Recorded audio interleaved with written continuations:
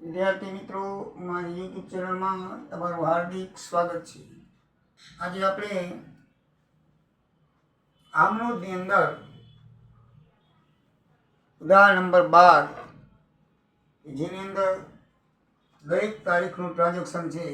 August મહિનો છે, 31 દિવસ થાય 31 ટ્રાન્ઝેક્શન છે. અને 31 ટ્રાન્ઝેક્શન બધાએ બધી રીતના ટ્રાન્ઝેક્શનો લેવડ દેવડ બધી આવરી લેવામાં આવી છે. એટલા માટે મેં ઉદાહરણ નંબર 12 લીધું છે, જેથી આપણને બધી એન્ટ્રીનો ખ્યાલ આવી જાય. તો ઉદાહરણ નંબર 12ની અંદર પહેલી એન્ટ્રી છે કે 50,000 રોકડા, 25,000ના લેણા, 10,000ના દેવા, 15,000 માલ સ્ટોક ધંધામાં લાવી વેપાર શરૂ કર્યો. તો કોઈ પણ વસ્તુ તમે ધંધામાં લાવો એટલે મૂડી ખાતે જમા થાય. તો મિત્રો, રોકડ લાવ્યા તો રોકડ ખાતે ઉધાર 50,000, દેવાદારો લાવ્યા તો દેવાદાર ખાતે ઉધાર 25,000, માલ સ્ટોક લાવ્યા તો માલ સ્ટોક ખાતે ઉધાર 15,000. ધ્યાન રાખજો, દેવાદારોને લેણા કહેવાય. લેણા એટલે દેવાદારો અને દેવા એટલે લેણદાર. ઊંધું છે, તમારે યાદ રાખવાનું. આમાં 3 નામ છે: દેવાદારો અને લેણદારો, લેણા અને દેવા, અને ગ્રાહક અને વેપારી. ઘણી વખત સરળિયામાં ગ્રાહક લખેલું. ગ્રાહક એટલે દેવાદારો, ગ્રાહક એટલે દેવાદારો, અને વેપારીઓ એટલે લેણદારો, વેપારીઓ એટલે લેણદારો. એવી રીતે લેણા લખ્યું છે એટલે લેણા એટલે દેવાદારો. દેવાદાર ઊંધું લખવાનું. લેણા એટલે લેણદારો નહીં, લેણા એટલે દેવાદારો, અને દેવા એટલે લેણદારો. એ યાદ તમારે રાખવાનું. આ 3 શબ્દ આની અંદર હોય છે, બરાબર યાદ રાખી લેવાનું. દેવાદાર ને લેણદાર લખેલો તો આપણે કોઈ વાંધો નથી, પણ લેણા દેણા લખેલા હોય તો દેવા એટલે લેણદારો અને લેણા એટલે દેવાદારો, ગ્રાહકો એટલે દેવાદારો અને વેપારી એટલે લેણદારો. ઘણી વખત કૌંસમાં લખેલું ગ્રાહક ને વેપારી. એ બરાબર ધ્યાનમાં રાખવાનું. આની હંમેશા ઉધાર બાકી હોય. દેવાદારોની હંમેશા ઉધાર બાકી હોય અને લેણદારોની હંમેશા જમા બાકી હોય. એટલું બરાબર તમારે ધ્યાનમાં રાખવાનું. તો મિત્રો, આમાં 10,000ના દેવા લખ્યું છે. 10,000ના દેવા એટલે લેણદારો કહેવાય. દેવાની હંમેશા જમા બાકી હોય. તે મૂડી ખાતે 80,000 આવે. બરાબર, બધીનું 90 થઈ ગયું સરવાળો. બરાબર, બેની જમા ખાતે મૂડી ખાતે પણ જમા આવશે, લેણદારો ખાતે પણ શું આવશે? જમા આવશે. તો આપણે લેણદારો ખાતે જમા 10,000 લખશું. બાબતે 50,000 રોકડ, 25,000 લેણા, 15,000નો માલ સ્ટોક, 10,000ના દેવા લાવી ધંધો શરૂ કર્યો તે. બરાબર, ધંધો લાવીને શરૂ કર્યો તે. હવે બીજી નોંધ છે, શ્રીમતી પાસેથી 30,000 લોન 10% વ્યાજે લીધી. આપણે લોનના ઉદાહરણમાં જોયું હતું કે રોકડ આવે છે આપણી પાસે, તો રોકડ ખાતે ઉધાર તે આપનાર ખાતે જમા કરો. શ્રીમતી આપી છે ભાગીદારની પત્ની, શ્રીમતીની લોન ખાતે 30,000 રૂપિયા જમા થશે. બાબત જે રૂપિયા 30,000ની શ્રીમતી પાસેથી 10%ની લોન લીધી તે. આ તો આપણે કરી ગયા છીએ. ત્રીજી છે, જયવીર પાસેથી 20,000નું લેપટોપ રોકડેથી ખરીદ્યું અને 500 રૂપિયા ખર્ચના ચૂકવ્યા. એટલે આપણે લેપટોપ તો લીધું, પણ એનું કંઈક કવર કે પેટી કે કાંઈક બીજું વધારાના રૂપિયા કંઈક લીધા હશે, અથવા ચાર્જર બાજર લીધું હોય, એટલે આપણને 20,500માં પડ્યું. 20,000 પ્લસ 500 બીજા ખર્ચના થયા. એટલે આપણે લેપટોપ ખરીદ્યું છે, એટલે લેપટોપ ખાતે ઉધાર 20,500. એ આપણી પાસે રોકડ ગઈ તો રોકડ ખાતે જમા 20,500. બાબતે 20,000નું લેપટોપ ખરીદી અને ખર્ચ રૂપિયા 500 ચૂકવ્યો તેના. એ તો સિમ્પલ આમનું છે. પછી ચોથું છે, દેના બેંકમાં 15,000 ભરી ખાતું ખોલાવ્યું.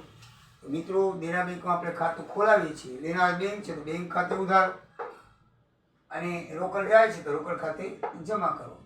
બેંક ખાતે ઉધાર, રોકડ ખાતે જમા 15,000. બાબતજી 15,000 રોકડા ભરી દેના બેંકમાં ખાતું ખોલાવ્યું. બેંક એ કૃત્રિમ વ્યક્તિ છે, એટલે લેનાર ખાતે ઉધારો, અને રોકડ જાય છે, માલ મિલકત ખાતું છે તો મિલકત ખાતે જમા કરો. 5 તારીખના છે, રોયલ સ્ટોર પાસેથી 30,000નો માલ 10% વેપારી વટાવે શાક ઉપર ખરીદ્યું. તેમણે આપણા વતીથી રેલવેના 2000 અને મજૂરીના 1000 ચૂકવ્યા. આપણા વતીથી નહીં ચૂકવ્યા. મિત્રો માલ છે 30,000, એમાં 10% વેપારી વેચાવ કાપી દેવો પડે. 30,000 ના 10% એક મિનિટ કાઢી નાખો એટલે 3,000 બાદ કરી નાખો. 30,000 માંથી 3,000 જાય તો 27,000 નો માલનું આપણે ખરીદ કર્યો કહેવાય. એટલે ખરીદ ખાતે ઉધાર 27,000 રૂપિયા લખાય. સમજાઈ ગયું ને? 30,000 ના માલ ઉપર આપણે 10% વેપારી વટાવ મળ્યો 3,000, એનો હિસાબ પહેલાં ખાતો નથી. એટલે આપણે ચૂકવવાના 27,000 રૂપિયા થાય.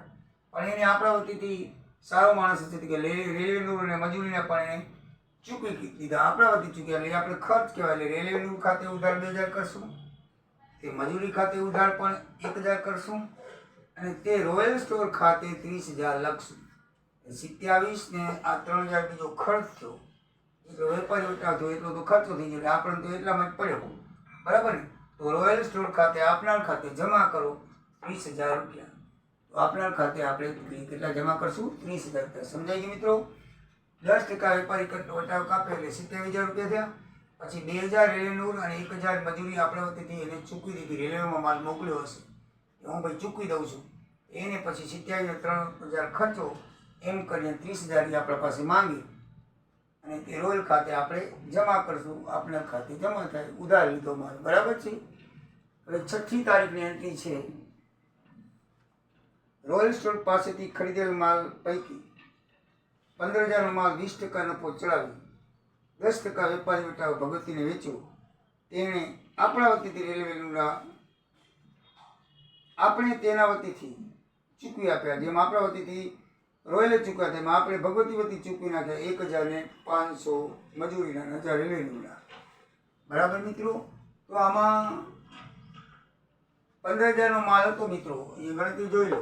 એમાં આપણે 20% નફો ચડાવીને વેચ્યું એમ લખ્યું છે. કેટલા ટકા નફો ચડાવ્યો? 20% નફો ચડાવ્યો. તો 15 ના 10% 1,500 થાય, તો 20% 3,000 થાય, એટલે 18,000 આપણી વેચાણ કિંમત થઈ. હવે એને આપણે વેચ્યો છે, લખ્યું છે કે 10% વેપારી વટાવે કાપી દેવાનું. તો 1,800 નો માલ થયો, આપણે 20% નફો ચડાવ્યો એટલે 10% 1,800 થાય. એક મિનિટ કાઢી નાખો એટલે 1,800 રૂપિયા થાય. તો 1,800 રૂપિયા બાદ કરીને પછી આપણું ચોખ્ખું વેચાણ 16,200 થશે. મિત્રો આપણે વેચાણ ખાતે જમા કરશું 16,200. એન્ટ્રી નક્કી થઈ. 16,200 વેચાણ ખાતે થાય. અહીંયા ભગવતી ખાતે ઉધાર 16,200 થાય, પણ આપણે ચૂકવ્યા છે પૈસા એના વતીથી. શું ચૂકવ્યું છે?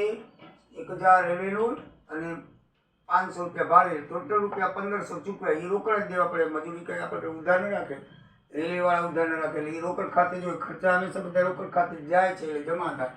રોકડ ખાતે જમા 1,500 રૂપિયા.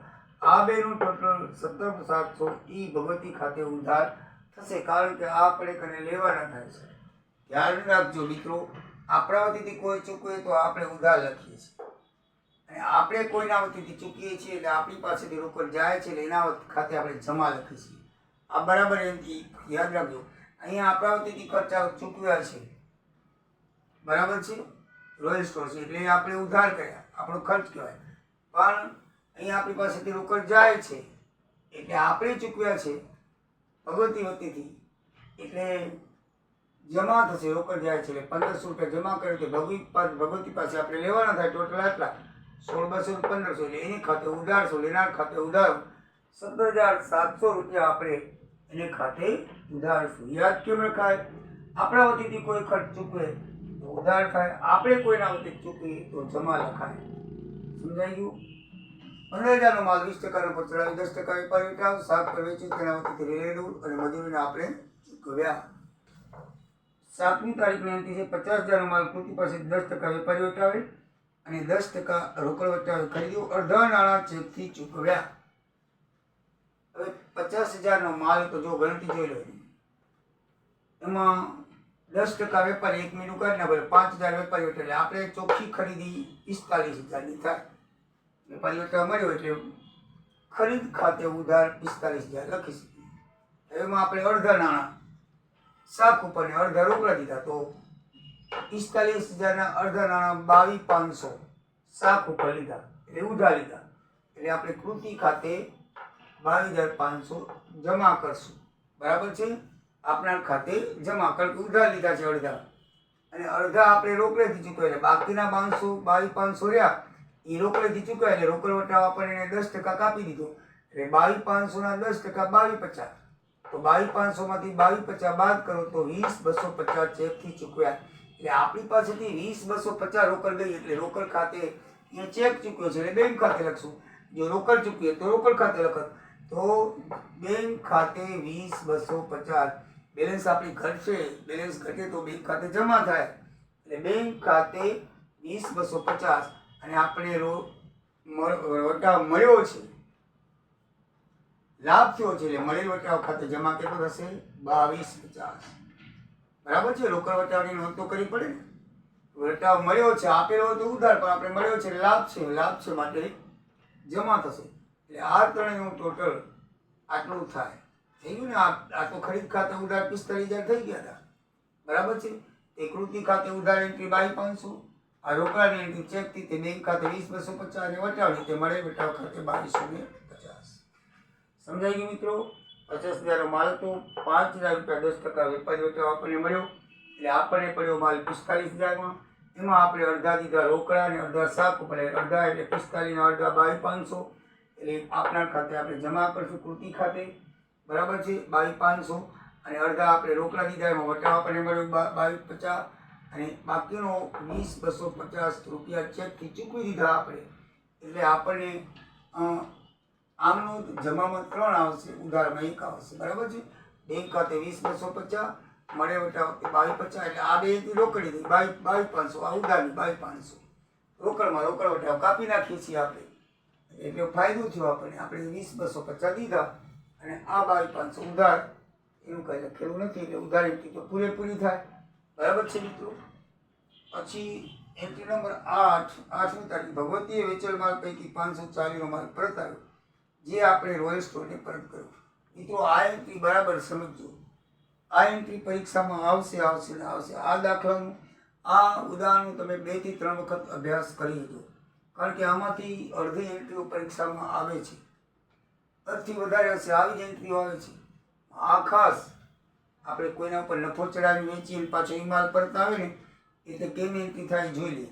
દાખલા તરીકે એક નોર્મલ સમજાવું તમને કે 20 રૂપિયાની પેન છે, તમે તમારા મિત્રને 25 રૂપિયાની આપી, બરાબર છે. એટલે તમે જ્યારે નોંધ કરશો ત્યારે 25 રૂપિયાની વેચાણ તરીકે નોંધ કરશો, બરાબર ને. પણ એ તમને તમે પાછી આપી દો, એ તમને પાછી આપે તો તમે 25 રૂપિયા જેની ખાતે વેચાણ પર તરીકે લેશો, બરાબર છે.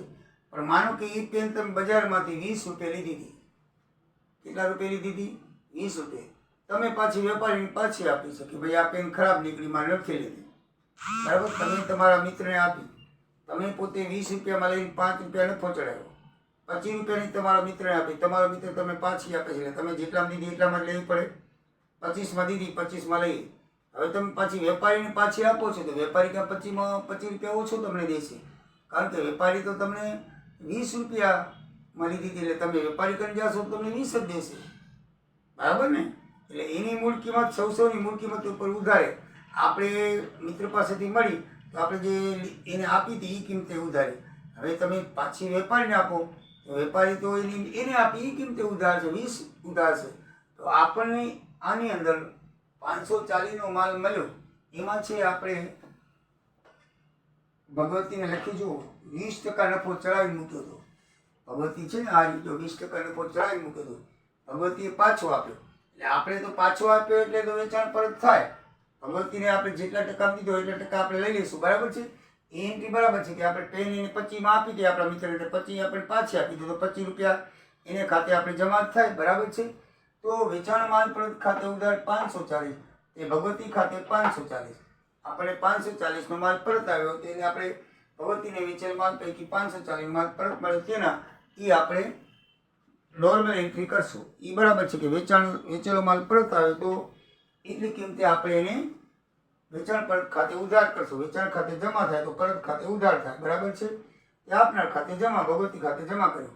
પણ આ જ માલ પાછો આપણે રોયલમાંથી લીધો હતો, અહીંયા, બરાબર છે ને, રોયલમાંથી અહીંયા આવ્યો, તો આપણે રોયલને પરત કરશું ત્યારે કે રોયલ ઓછો 540 રૂપિયા લેશે, એ કે આપણે કે એને 540માં દીધો હતો, નથી લીધો નથી એની પાસેથી, આપણે તો એની પાસેથી લઈને પાછો 20% નફો ચડાવીને જોઈ લીધું, 20% નફો ચડાવી દીધો હતો.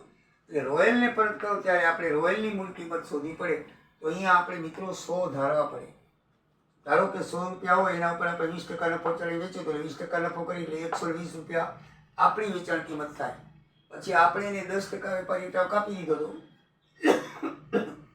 એટલે 120 ના 10% 1 મિનિટ કરી નાખો 12 રૂપિયા થાય.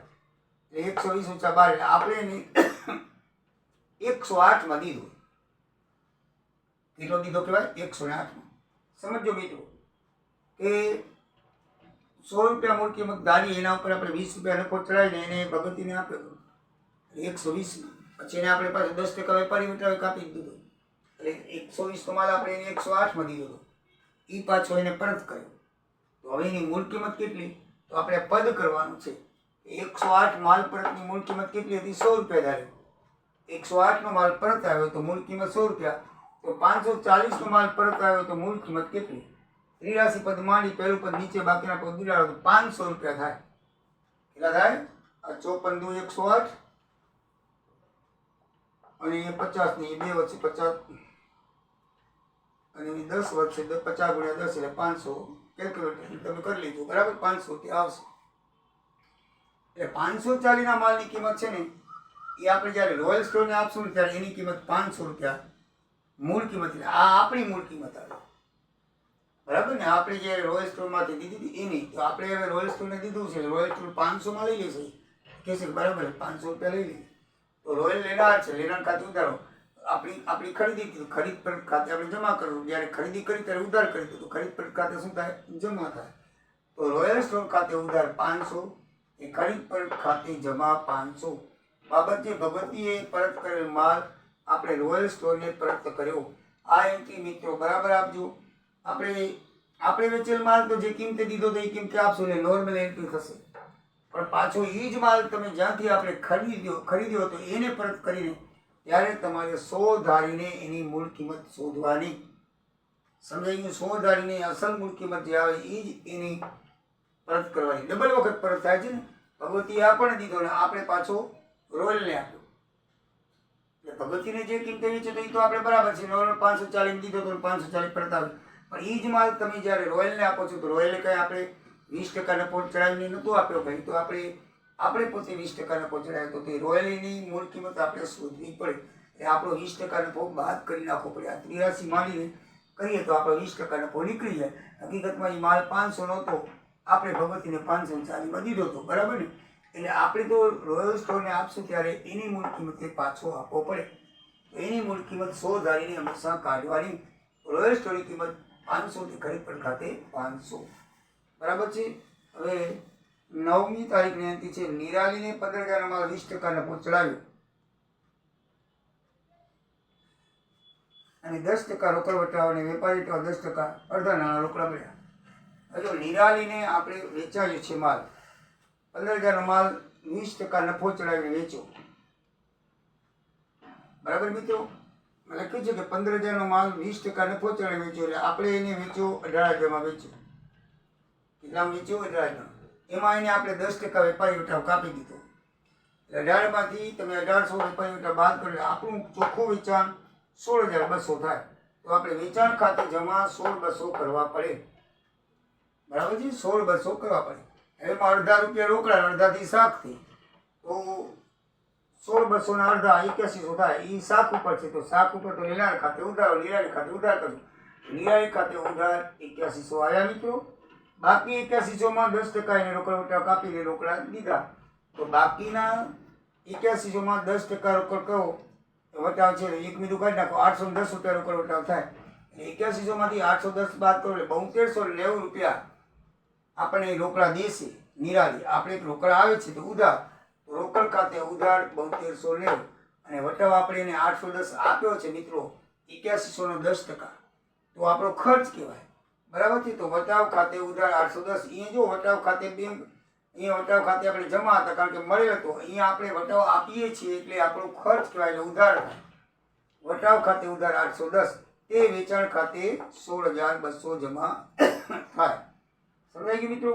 બાબત જે નિરાલી રૂપિયા 15,000 માલ 20% નફો ચડાવી 10% વેપારી વટાવે તેમજ 10% રોકડ વટાવે વેચો.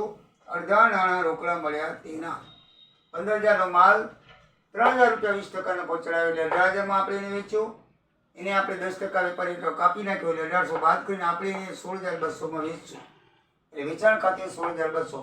અડધા શાખ ઉપર ને અડધા રોકડથી છે એટલે અડધા શાખ ઉપર 8100 લેનાર ખાતે ઉધાર, લેનાર ખાતે ઉધાર અને અડધા રોકડા 8100ના 10% કાપી દો. 72 હોય એટલે રોકડ એટલે આપણને આવે છે તો રોકડ ખાતે ઉધાર અને વટાવ આપણે આપે તો વટાવ ખાતે ઉધાર 810. ટોટલ ટ્રાન્ઝેક્શન 16,200 વેચાણ ખાતે જમા થશે. સમજાઈ ગયું મિત્રો? તો આ રીતે બરાબર એન્ટ્રી સમજો આમનું. અને આવી જ એન્ટ્રી તમને પરીક્ષામાં પૂછાશે, યાદ રાખજો. આવી એન્ટ્રીનો તમે બરાબર અભ્યાસ કરજો મિત્રો. હજી દાખલો બાકી છે, આગળ આપણે જોઈએ 21 એન્ટ્રીઓ છે, બરાબર છે? તો આગળની એન્ટ્રી જોઈએ હવે.